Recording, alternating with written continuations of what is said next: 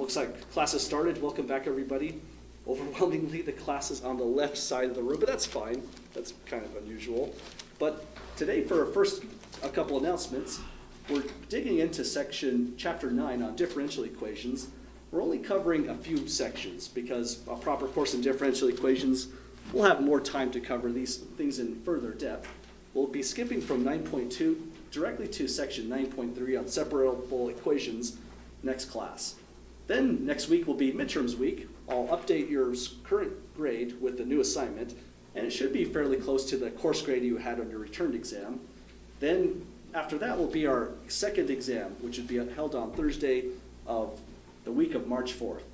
So far, it's going to cover more likely than not up to section 11.2 because we are a day behind. But I'll know for certain once we get a little bit closer, and I'll modify this list if we have to remove 11.3. And as we get closer, as usual, sample exam materials will be posted, as well as, like we have done last time, a particular document that says notes provided on exam 1, which would be a list of useful derivatives and things like that, so that you don't have to duplicate them on a note card. Any questions so far, folks, before we start then? Okay, let's start. So we're talking about differential equations finally in chapter 9. Last class we talked primarily about what a differential equation looks like, what a solution would be, which is a function, and what a non-solution would be. So this time, really the major goal in 9.1 is also to talk a little bit about applications, so that's the modeling part. So we're going to start today with a couple of applications, then we'll do a little bit more on initial value problems, which will lead us to solving equations in 9.3. Any questions then before we start, folks? Okay, so let's start with an application in section 9.1.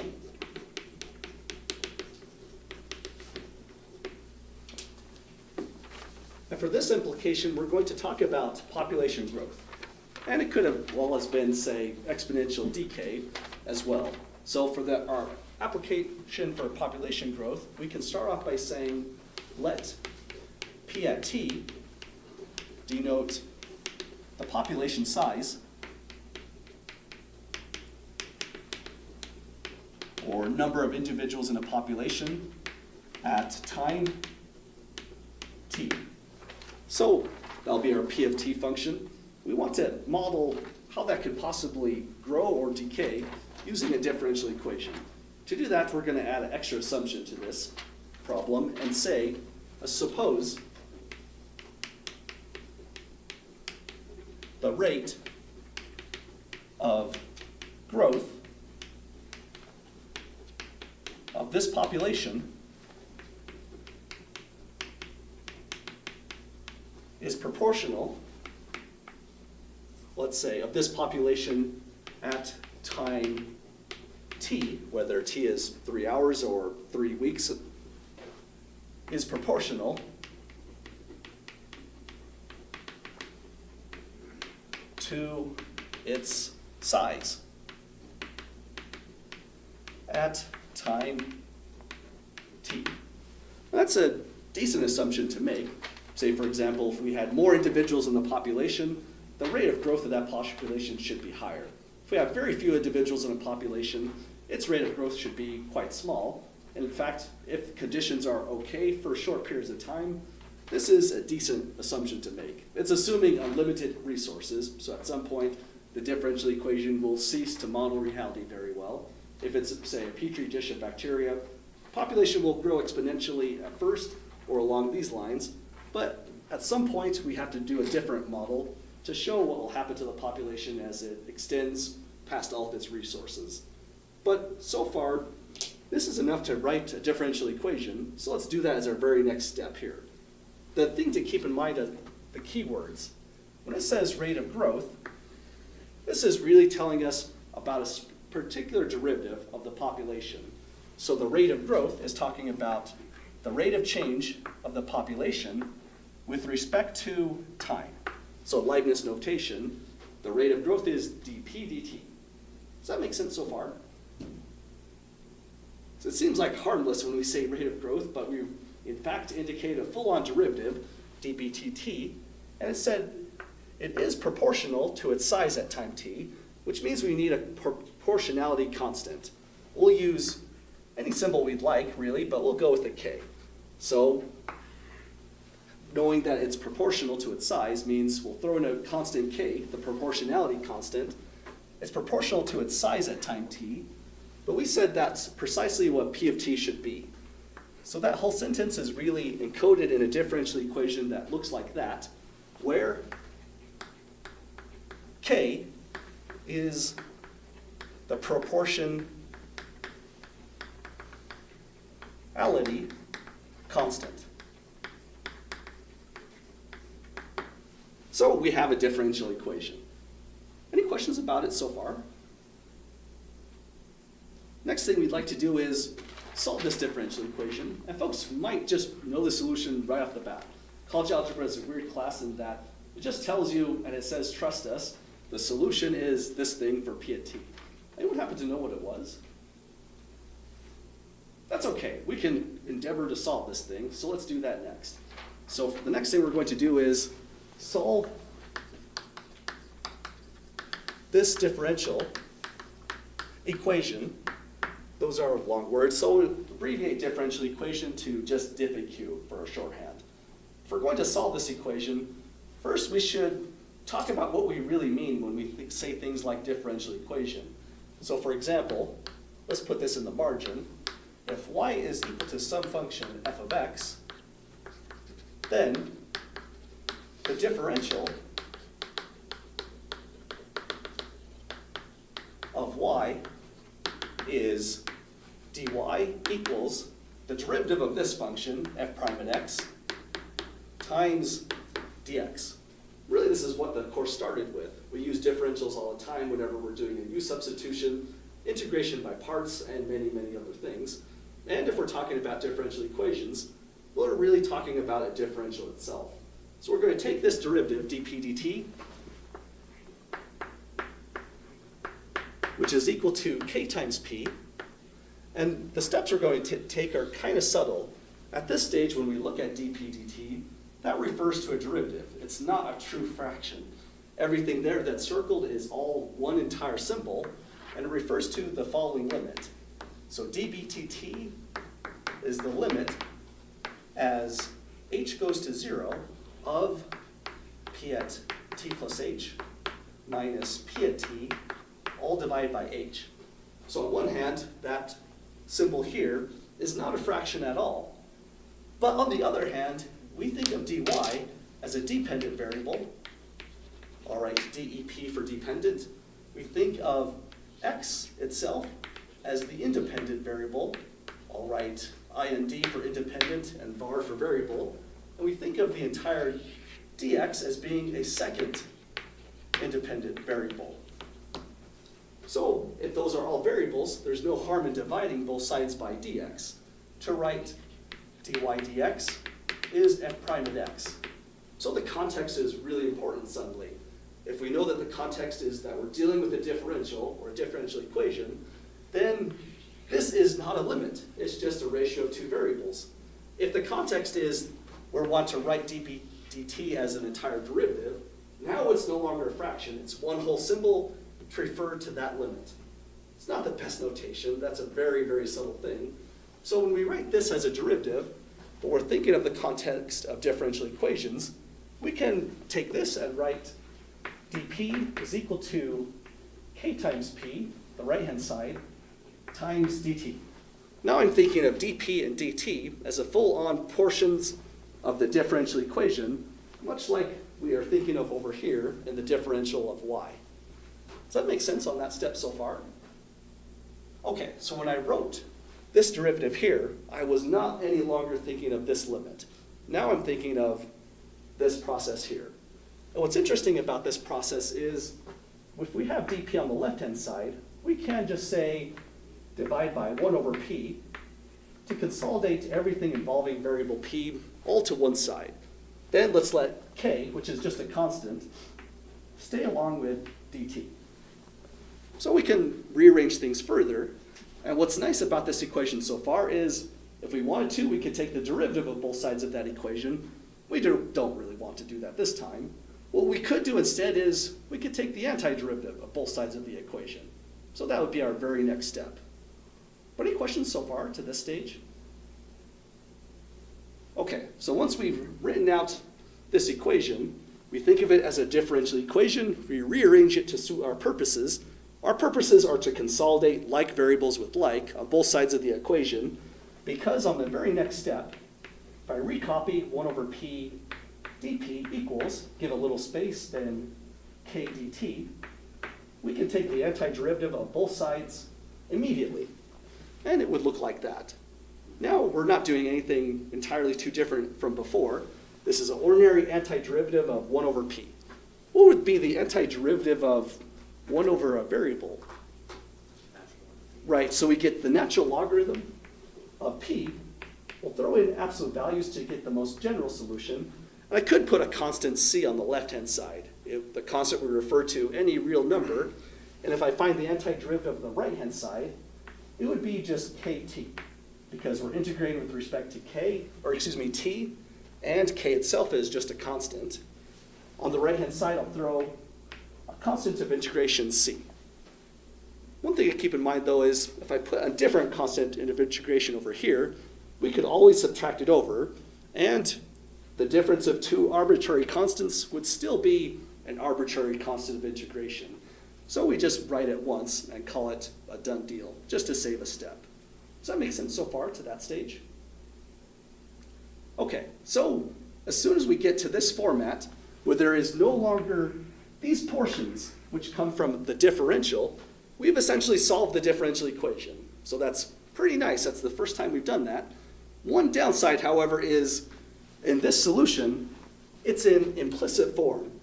So this is the implicit solution to the differential equation. And sometimes, really, that's the best we can do, get an implicit form, since solving from a variable is not always very approachable and not always quite possible. And some of the things you'll see in the homework assignment number 6 that's settled is some of the problems 5 and 7 in section 9.3 should be left in implicit form. However, if we can solve for the variable p, it would be a solution in explicit form, and it would be more useful. So we're going to continue to solve for variable p. Any questions so far then to that step of the process? Okay, so now we're going for an explicit solution. Let's recopy that last line and solve for variable p. So we have altogether that the natural log of the absolute value of p is equal to kt plus a constant of integration c. And if we want to solve for p, we need to eliminate the natural log function. So we can take the left-hand side, have a base e to the power of the natural logarithm of p is equal to a base e to the power of kt plus c. So we think of the left and right-hand side as both being exponents, and that's going to allow us to solve the equation. Since the function e to the x and the natural log of x are inverse functions, we now have that the absolute value of p is e to the kt plus the constant c. So we're on our way. We've undone the natural logarithm function. As soon as we take off the absolute value function, we will have a nice solution. Any questions to this step so far, folks?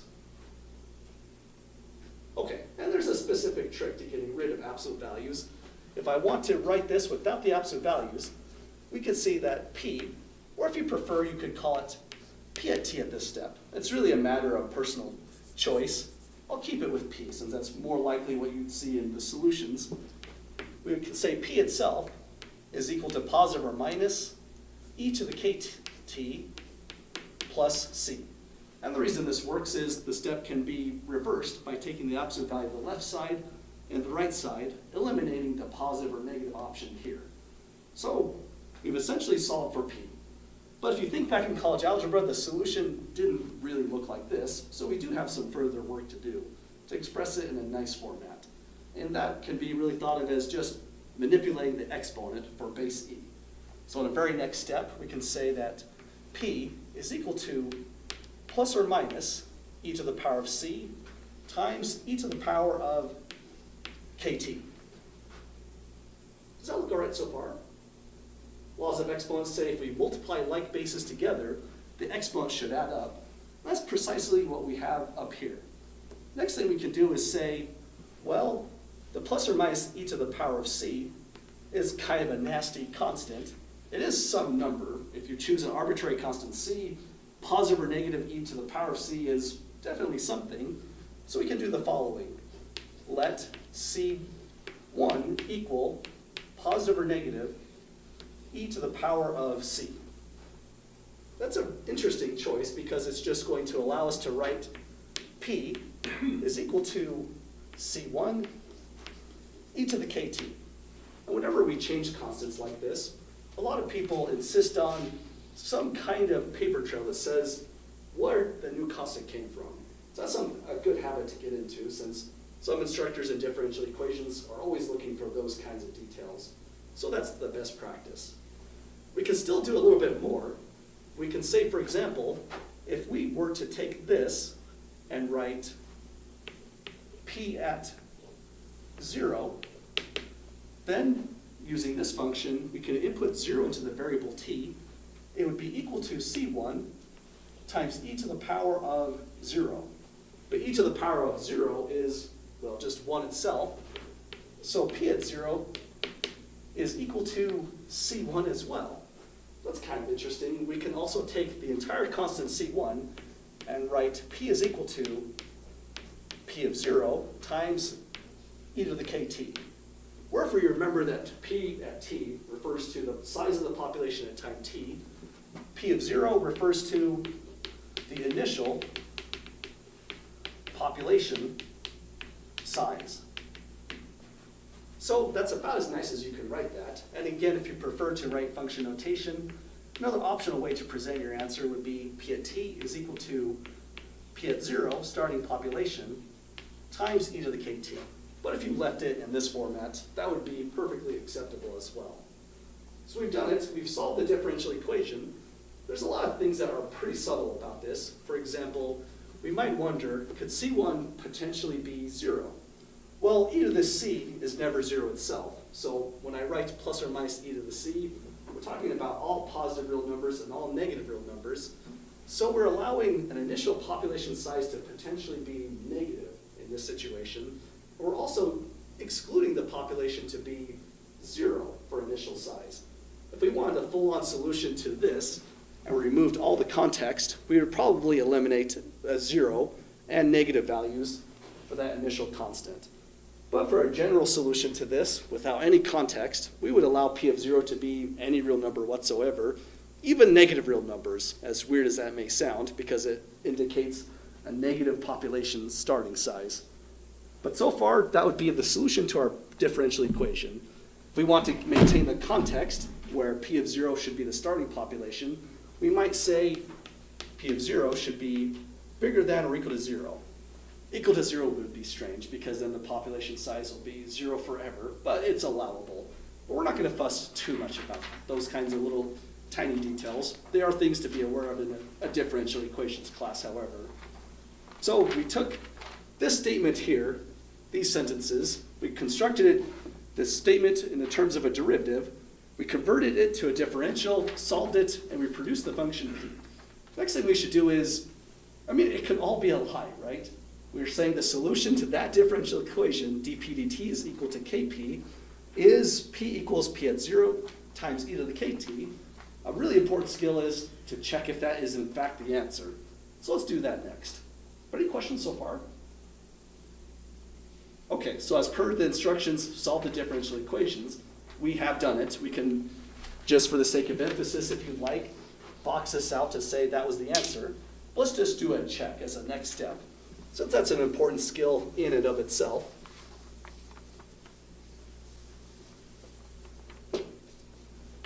So the check to this will involve taking the function p is equal to p at 0 times e to the kt, and we want to see what happens if we plug that function into this entire equation over here.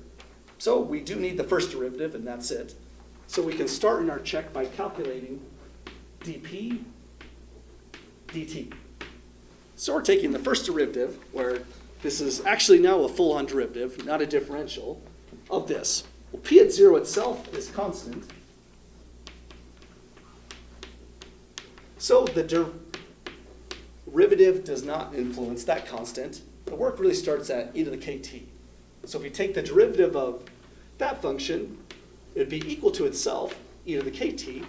Then we have to multiply by a little bit more, per the chain rule. What would be the extra multiplication we would have to do?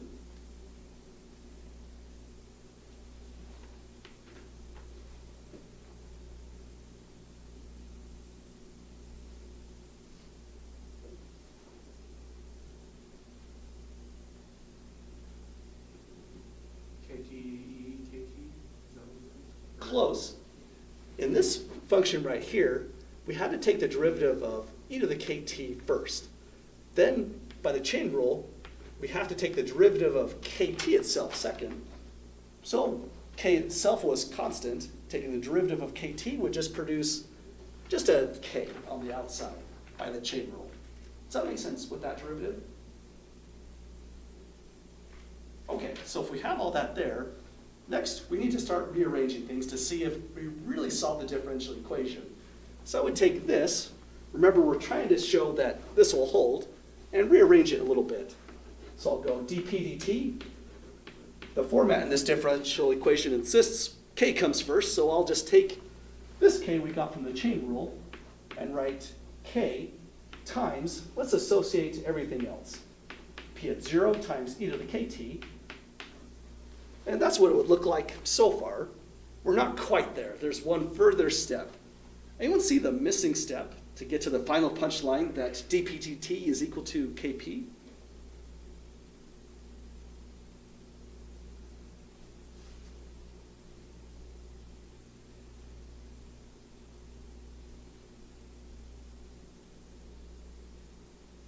It's really kind of subtle, right? Somewhere in there, there's one extra algebraic step. And this is a common feature in checking a lot of the equations to see if there are solutions. The trick is we need to rename p of 0 times e to the kt. But if we work backwards, that's precisely p itself. So by substitution, we can now say dp dt is equal to k times everything that's been associated is a glorified p. So at that stage, the check would be complete. And that's a common problem that you would see in section 9.1 itself. Since in 9.1, a lot of the work involves just checking if we actually have a solution as well. Any questions so far to that step? So that's what a typical application to a differential equations would look like. A differential equations course would probably go through problems like this and similar things like exponential decay, terminal velocity, and other really interesting problems. And many of the differential equations that we produced by modeling come from just ordinary assertions to the problem that we think should hold. Say things along the lines of the rate of the growth of this population should be proportional to its size at time t was enough to produce the whole differential equation. Any questions about that problem so far? Okay, it is a longer problem because it is an application. Maybe for our next problem, let's do a usual or a more typical kind of math problem next. We're going to solve another differential equation on this problem, and the notes are clearer here.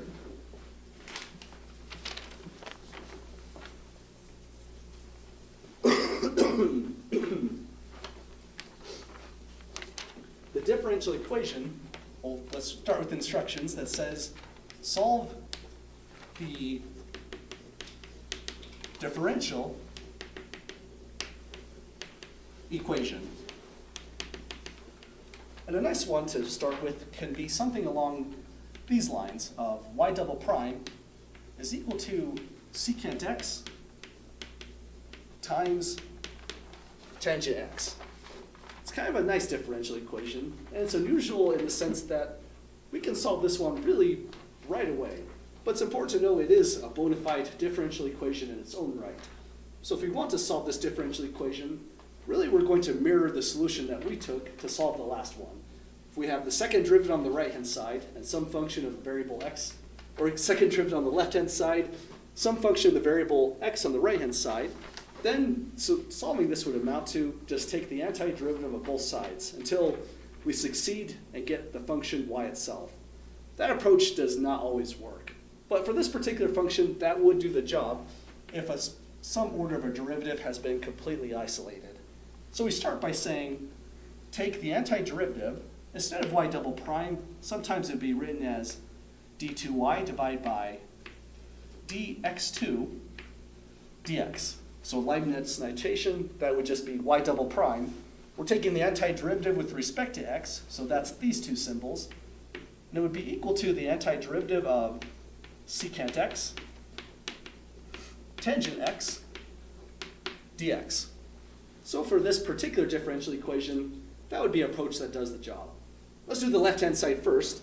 What would be the antiderivative of a second derivative? First derivative. It would be the first derivative, yeah. So essentially, we're just rolling back the derivatives to just dy dx. And if you kept a y double prime and went to y prime, that would be fine as well. But this notation's common enough, we ought to write it on the chalkboard every now and then. So we could put a constant of integration here, but it'll eventually be subtracted to the other side and absorbed to one overall constant. So traditionally, we just leave it off. And don't forget on the right-hand side. But first, what would be the antiderivative of secant x times tangent x? Yeah, secant does the job. The derivative of secant is exactly secant x times tangent x. And the very next step is really, really critical in differential equations.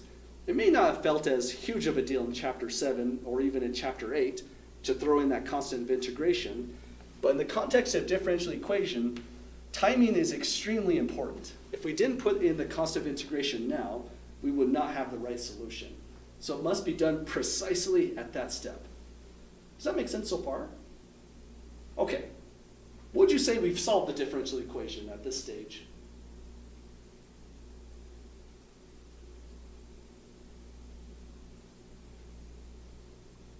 Or if we could do something more, what would you do to it, this whole thing as a next step? Well, you want y equals not y prime.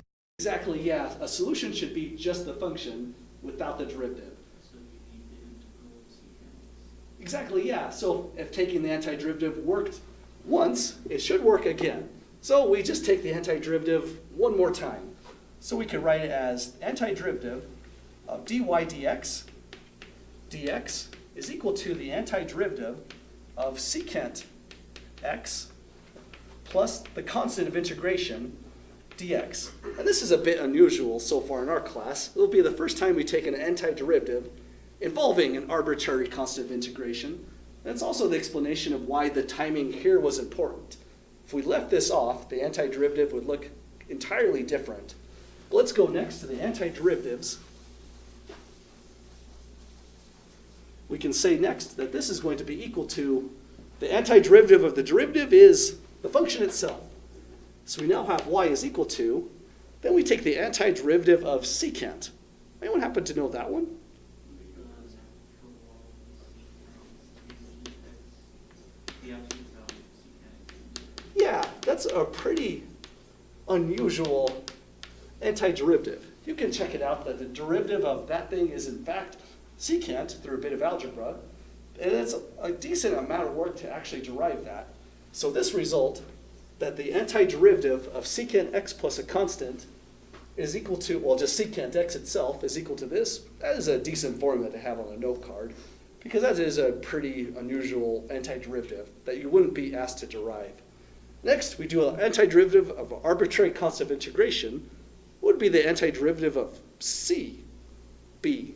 Cx plus b. Yeah, so we go cx. Then, since we've taken an antiderivative, we introduce a new arbitrary constant of integration, say the next letter in the alphabet, d. So we've done it. Once we have y completely isolated, that would be the solution to that differential equation. Sometimes we say that this is a second order differential equation.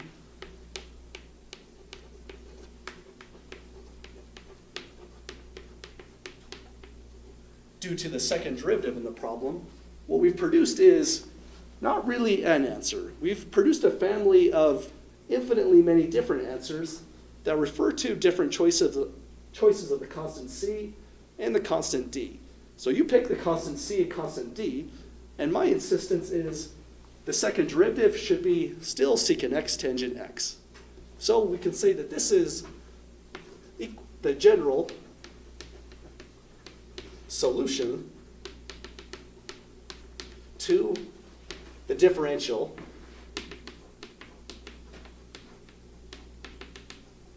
equation.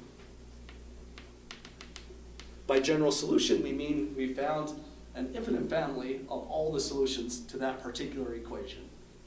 Any questions with that problem so far?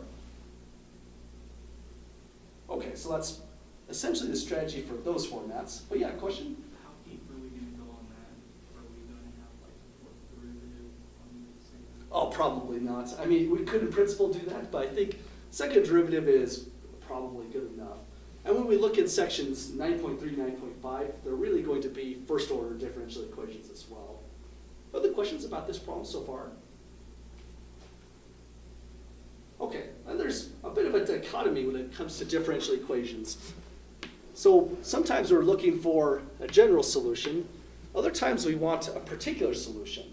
So that's what we're going to focus on next. By particular solution, we mean sometimes we want to solve for specific values of C and specific values of D that solve certain initial conditions.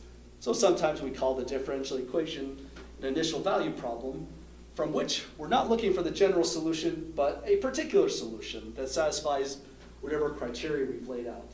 So let's do that as our next problem. But any questions at all first before we go off to another adventurous problem? Okay, so this next problem is a little bit different.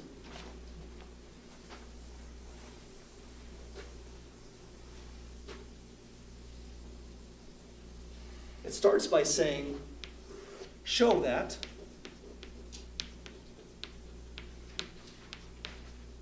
the initial value problem, which is 2x y squared plus 3x squared plus, in parentheses, 2x squared y plus 4y cubed, close the parentheses, multiply it by y prime is equal to 0. So it's not quite an initial value problem just yet. It would just still be a first order ordinary differential equation. What makes it now an initial value problem, or if you prefer IVP for initial value problem, is the further condition that we want y of 2 to be equal to 0. So we've imposed a new condition. What that will force is a specific value on whatever constant or constants we get out of the problem. So it says show that the initial value problem, the equation with the initial condition, has solution, or has the solution, which is x squared y squared plus x cubed plus y to the power of 4 equals C. Then solve for C. So that's the statement of the entire problem. It's an interesting problem in a number of ways. The first thing is our solution is left in implicit form. The variable y is definitely not solved for. Second thing is we're not solving the equation. We're just testing if this is a solution and hopefully show that it is the solution. And the next feature is we're also going to solve for the constant C so that it solves that condition. So let's start off by checking that we actually have that this would actually be a solution. Any questions first before we start? Okay, so we can say for our first step, let's add a little bit description here for organization. This will be the portion where we check if this equation in implicit form is an actual solution. The check is interesting because if we haven't solved for the variable y, then we have to take that equation and differentiate it implicitly. So let's do a quick catch up on differentiating implicitly. Then we'll go through the problem. Let's suppose we differentiated y to the power of 4 implicitly. What we have going on here is that y itself is some function f at x. there's really 4 potential functions due to the power 4, but there should be exactly one function that satisfies the initial value problem, y at 2 is equal to 0. Trouble is, I don't know what that function is. We have it left in implicit form. So if y is equal to f of x, then y to the power 4 is that unknown function, f of x, to the power 4. So even though we do not know what that function is, the amazing thing about implicit differentiation is it doesn't matter. We can still take the derivative of y to the power 4 and say d dx of y to the power 4 is now the same as the derivative of this, d dx of f of x to the power 4. So what's going to happen next is we have a type of chain rule situation. If I want the derivative with respect to x of all of this stuff, first we take the derivative of the power function to power 4. So the 4 would come down. We'll have f of x to the power 3. But now we must multiply by the derivative of f of x by the chain rule. So we'll say times d dx of f of x itself. So this is a lot of detail to write out, but it's helpful in the sense that it tells us what the logic is of the steps in implicit differentiation itself, because now we can say d dx of y power 4 will be equal to 4 times, remember f of x is just y, so this whole thing could be written as y cubed. Then d dx of f of x is saying the derivative of y, which we could write as dy dx. So everything from here down here is really the explanation. The shortcut is to take a y to the power 4 and say that its derivative is 4y to the power 3 multiplied by y prime or dy dx. The logic of it is the hidden chain rule of f of x being equal to y itself. Any questions about that so far? Okay, so if that's the case for implicit differentiation, we're going to take this entire equation here and differentiate it implicitly. So term by term, first we'll take the derivative of x squared times y squared, which is now an implied product rule. So we'll take 2x, I took the derivative of x squared first, so we must copy a y squared, plus I'll copy x squared. If we take the derivative of y squared, we're really just redoing this process. But you don't have to do everything unless you really like to. I would just say the derivative of y squared would be a 2y multiplied by a y prime through the chain rule. So that's the hidden step in implicit differentiation. Every time we do a derivative involving y, a y prime is going to be produced some way, somehow. Does that make sense on the derivative of this portion so far? Okay, then we just go down the line. Next is x cubed, so we'll say plus 3x squared. The derivative of y to the power 4, we've worked it out in full detail over there, but this is a shorthand that you're always welcome to take. I would say 4 comes down, it's y cubed. Y is in fact a function of x. I don't know what it is because the equation is not solved for y, but since it's a function of x, we must throw in a y prime through the chain rule. It'll be set equal to the derivative of a constant, which is always 0. So that would be our first step. We differentiate the implicit solution implicitly. Next, we are trying to show that that must now hold.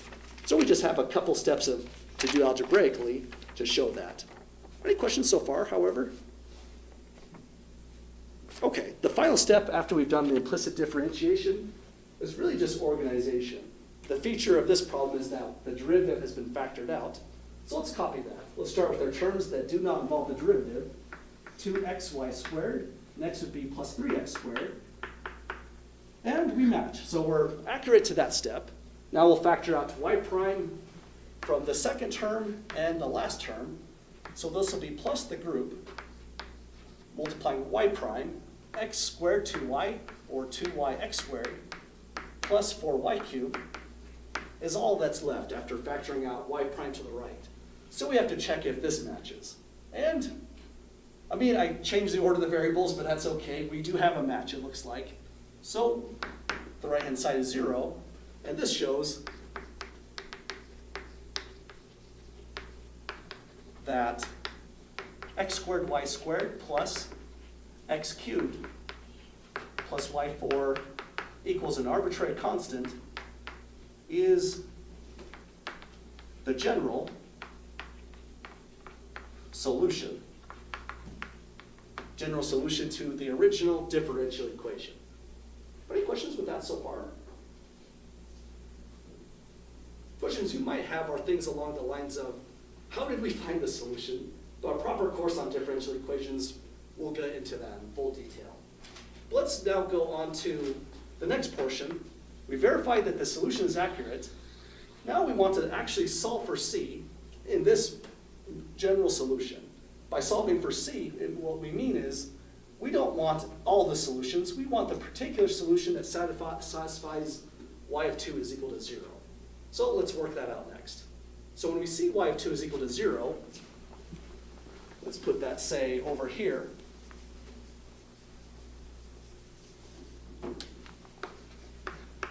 Y at 2 equals 0. This is just a shorthand to say that y is equal to 0 when x is equal to 2. We're going to take these two values of the variable y and x and input it into the general solution. So let me just recopy that quickly. We had x squared, y squared,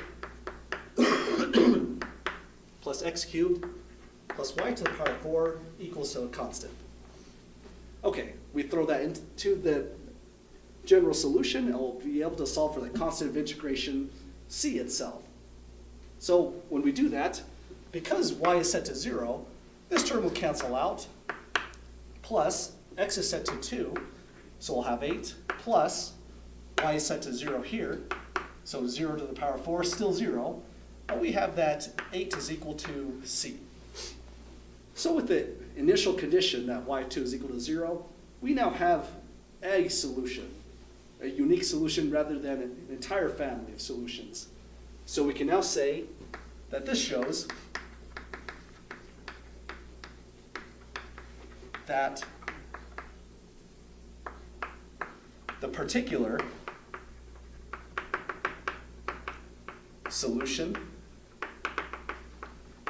to the initial value problem is x squared y squared plus x cubed plus y to the power 4 is equal to 8.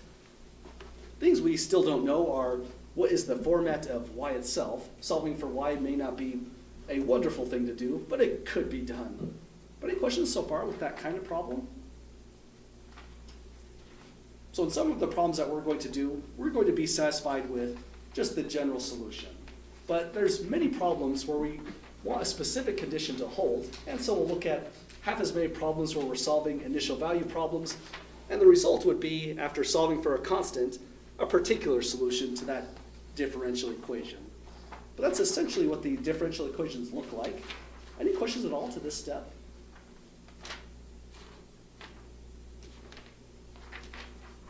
Okay, other things that we can do in this section are look at more qualitative features of differential equations, which comes down to matching curves with specific functions or differential equations themselves.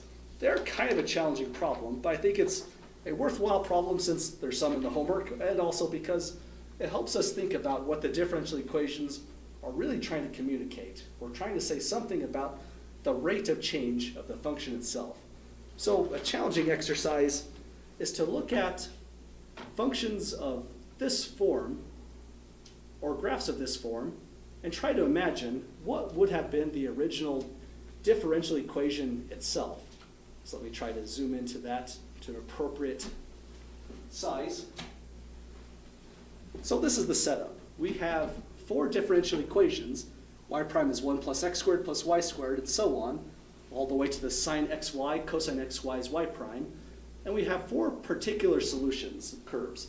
We want to match A through D with graphs 1 through 4. It can be kind of a challenging problem, but it's going to force us to think about what is actually meant by the differential equation itself. So let's go down the line and match up the differential equation to the curves. Suppose we could just start with A. In A, it says that y prime is equal to 1 plus x squared plus y squared. So let me copy that. Y prime is 1 plus x squared plus y squared. So if you see just this much, it should communicate some information to us about the features of the solutions themselves. We can say, for example, that y prime is always positive. Because no matter what values we insert into x and y, we're always going to get a value that's larger than 1, or possibly 1 itself, when x and y are 0. But y prime always being positive takes us all the way back to Calculus 1, Section 4.3, where we go to the increasing, decreasing test. It's been a long time for me since I went over that. But what the increasing, decreasing test tells us is that if the first derivative is positive, then the function is always increasing on that interval. So knowing that the derivative is positive means the graph that we must pick must always be increasing. So let's go back to those graphs. Part 1 is definitely out. From here to here, the slope of the tangent line is negative, which means the derivative is 0 and the function is decreasing. This one is not good at either, because if y prime is always positive, it would never be 0, like on that graph. But this curve looks nice. Here, this function is always increasing, which satisfies first derivative is also positive. But so is part 4. It's always decreasing, but it's leveling off is the difference. So which one would you say is the right choice, 3 or 4? I agree with 3. 3 seems like a good choice. What's special about 3 is, as x and y get larger and larger, the first derivative is also going to get larger and larger. So we can say, as x and y get larger, then y prime gets larger as well. But the derivative getting larger as well means the slope of the tangent line is approaching vertical, which is happening on this graph. The slope of the tangent lines here looks like they're approaching 0, which means the derivative is getting smaller. So it looks like graph 3 is the only graph that satisfies the derivative being positive, and the derivative getting larger as the x-coordinate and at the same time y-coordinate increase in size. So by this work, we can say part A matches to, I think we said graph number 3. That's really kind of tricky, and when you see these kind of problems in the homework, really the increasing, decreasing test is the thing you want to think about, as well as the fact that whenever the curve is decreasing, the derivative would be negative, and when it's increasing, the derivative would be positive. But any questions so far with matching part A to graph 1? Okay, I think the hardest thing about this is the insistence on giving reasons for your choices. I think that could be kind of a hard step. So that's why we're focusing on that as well and solving these. Let's go next to part B. Y prime is equal to e to the power of negative x squared to minus y squared. So we have a first derivative equal to x equals. If we like, we could take the whole thing and drop it as e to the power of x squared plus y squared down the denominator, negating the sign of the exponents. And it looks a little bit cleaner that way, personally. Does that make sense, how e to the negative x squared minus y squared converts to that format? Okay, you could think of, say, for the steps, factor out -1 from both of those groups, then it drops down to the denominator with a positive 1 as well. So we just negate the sign of the exponent if we change the position of the base. So that's our function. Now we have to find the right curve that matches it. Anyone see what it could possibly be based on these graphs?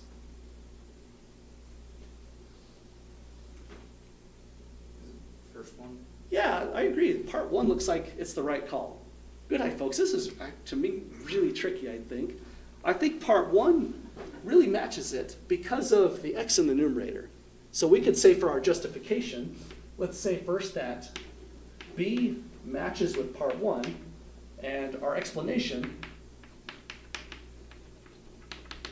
could be something along the lines of, when x is less than 0, the derivative is less than 0.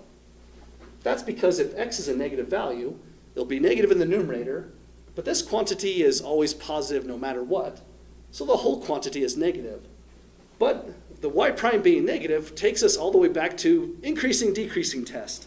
It says if x is negative, somewhere here, the derivative is negative, so the curve should be decreasing.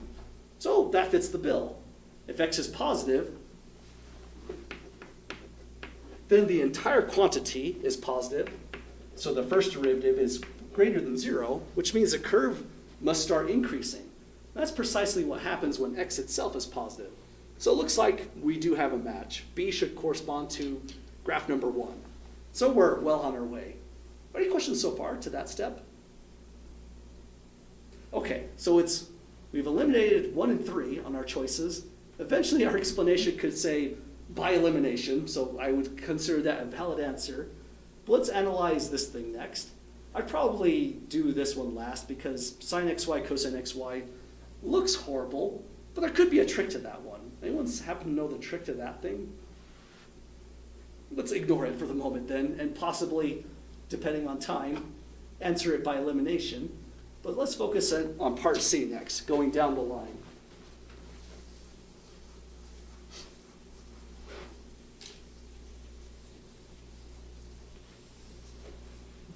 So for that next one, we have the derivative is equal to 1 divided by 1 plus e to the power of x squared plus y squared. By the format of that derivative already, this entire quantity is always positive. So in other words, y prime is bigger than 0, which means the curve is always increasing. So that's good to have. Another thing we can say is that as x and y get very, very large, the denominator is going to become very, very large in quantity, so the whole thing will approach 0. So you can say as x goes to infinity, either positive or negative due to the squaring won't make a difference, and y tends towards positive or negative infinity, y prime would tend towards 0. Tending towards 0 means we would have some kind of horizontal tangent line. That's precisely what's happening here. As x and y both get large, y prime, the slope of the tangent line, is getting closer and closer to 0. Since the tangent line is getting closer and closer to horizontal, if we went from the negative direction, the same story would hold. So it looks like that must match to graph number 4. So we can say part C matches to 4, and this might be a bit of a cop-out. Now, graph D matches to 2 by elimination.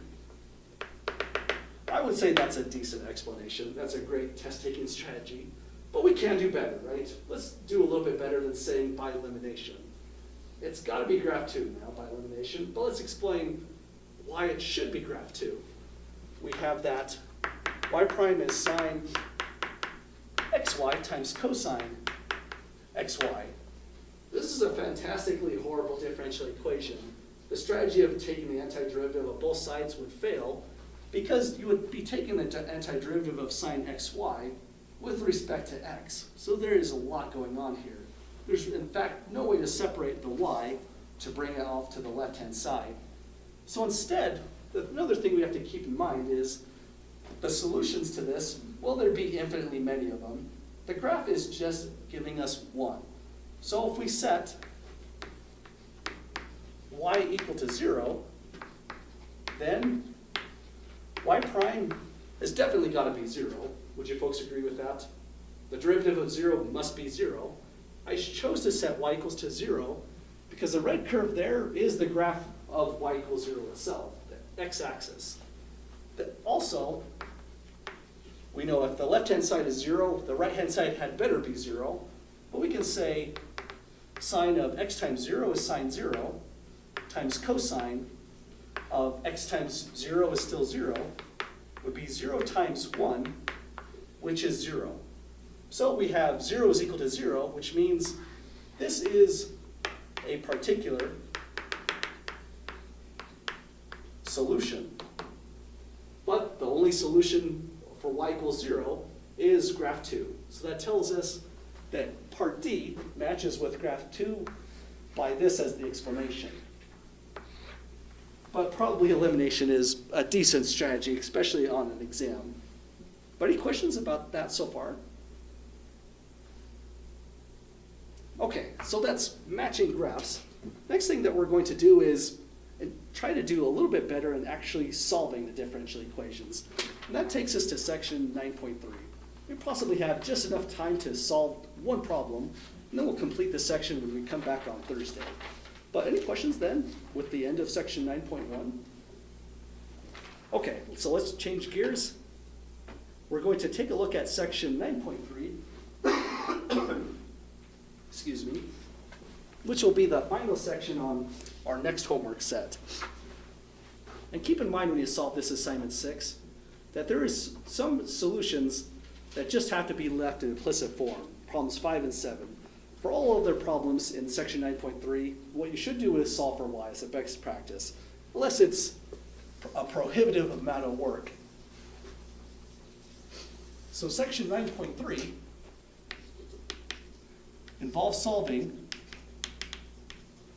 separable equations.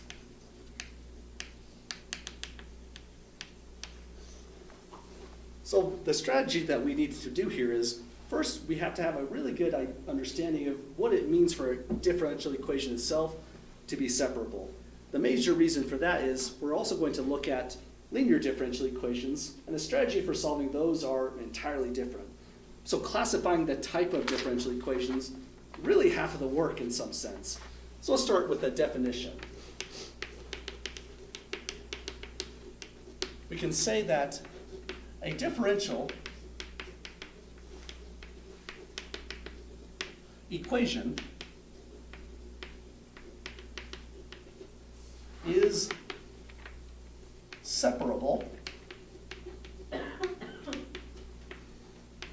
if it can be expressed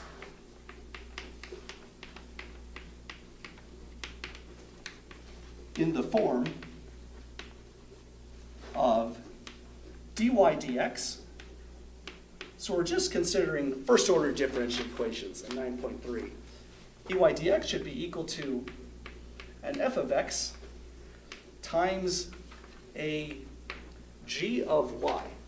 If we're able to produce that kind of factorization, we will in fact have a separable differential equation.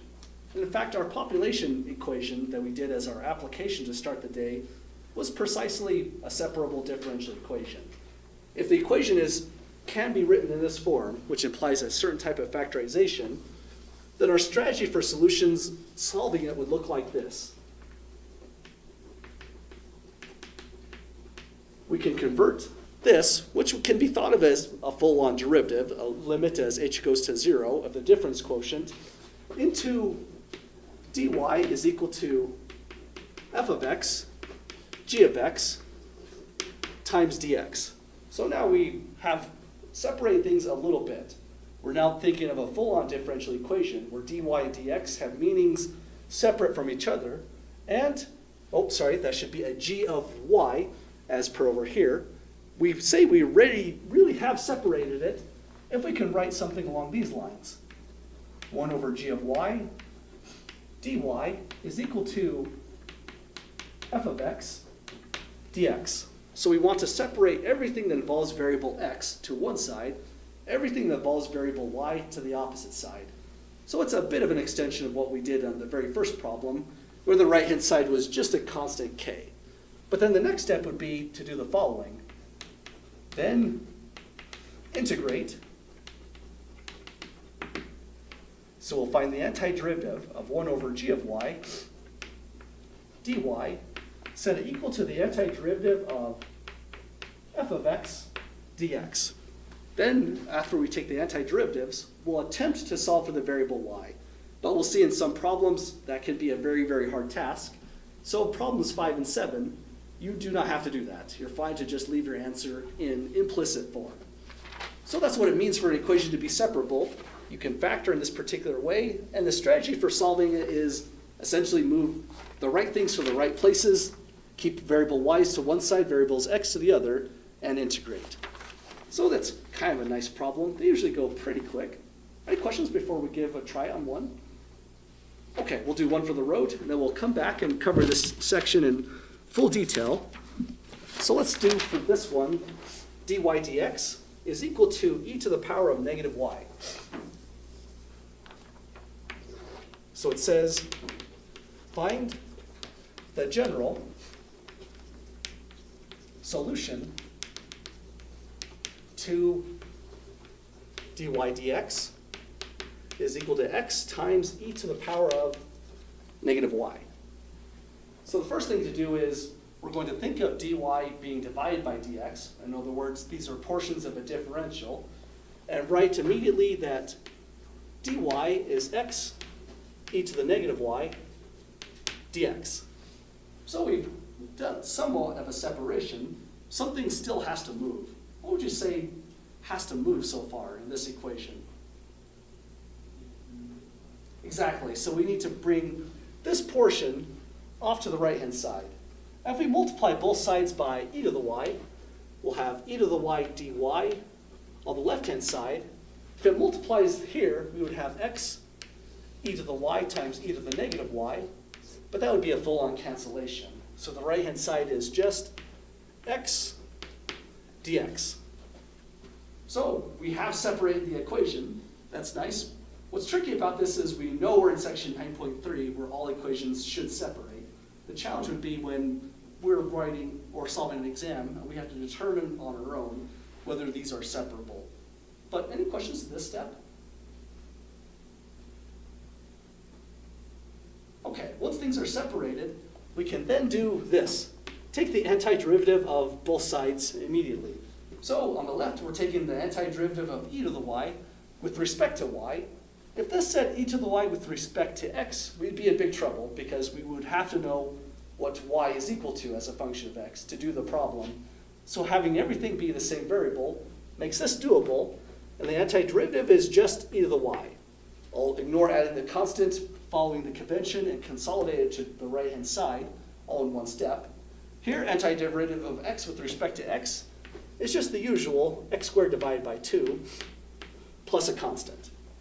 So we've done it. We have found the general solution to the differential equation, but this is now in implicit form. It's fine to leave problems 5 and 7 in implicit form when you do the homework, but for all the rest, there should be some way somehow that we can solve for the variable itself. What would you say the step is to solve for variable y in this context? I heard natural log? Yeah, if we take natural log of both sides, it cancels with base e, exponential function, so we'd have natural log of b to the y is equal to the natural log of x squared divided by 2 plus the constant. So we now have that y. You could write y of x if you prefer function notation, but we're usually just are a little bit lazy and write just y itself as a convention. Y is equal to the natural log of x squared divided by 2 plus a constant. Then finally, that would be our solution to the differential equation. The work you would have to do to actually check that is take this as a function and differentiate it. That will be your left-hand side. Then take x e to the power of negative natural log of all that stuff, do a lot of algebra, and it should be exactly equal to the derivative. That could be more work than solving the differential equation itself. So I'd only do a check like that if I had an abundant amount of time after an exam. But any questions so far about that kind of strategy? Okay, so those are the kind of problems that we're going to look at in a little bit more depth next time. And if we have time, we'll go also to start section 9.5, where we'll compare separate equations to linear equations where the strategy is entirely different. But if you have questions, feel free to stick around.